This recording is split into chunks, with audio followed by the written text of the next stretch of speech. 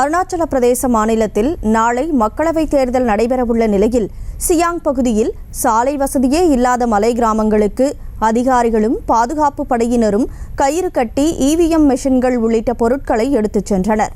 கூடுதல் தகவல்களை செய்தியாளர் மதியழகன் வழங்க கேட்கலாம். வணக்கம் மதியழகன், முழு விவரம். நாடாளுமன்ற மக்களவை தேர்தலான முதல் கட்ட வாக்குப்பதிவு 21 மாநிலங்கள் மற்றும் ஒரு யூனியன் பிரதேசத்தில் இருக்கக்கூடிய 102 தொகுதிகளுக்கு நடைபெறுகிறது. தமிழ்நாடும் இதில் அடக்கம்.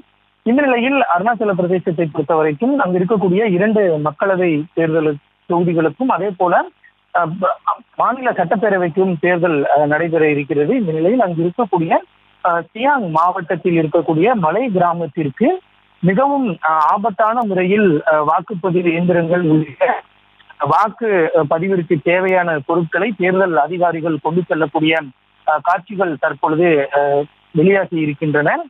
சியாங் மாவட்டத்தில் தான் இந்த காட்சியானது பதிவு செய்யப்பட்டு இருக்கிறது.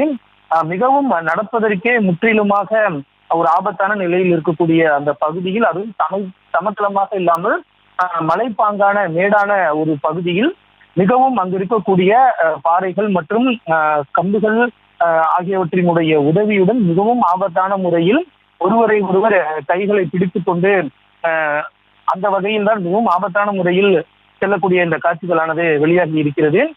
தேர்தல் ஆணையத்தை பொறுத்த வரைக்கும் இது போன்று எவ்வளவு சிரமப்பட்டாலும் எந்த இடமாக இருந்தாலும் சரி, நக்சல்கள் பாதிப்பு, பாதுகாப்பு குறைபாடு, மலைப்பகுதி, காடுகள், மலைகள் மற்றும் ஆறுகள், இந்த எந்த பகுதியாக இருந்தாலும் அனைவரும் வாக்களிப்பதற்கான ஏற்பாடுகள் செய்யப்படும் என்று தேர்தல் ஆணையம் அறிவித்திருந்த நிலையில் தற்பொழுது அதற்கு ஒரு சாட்சியாக இந்த வீடியோ காட்சி தற்பொழுது வெளியாகி இருக்கிறது.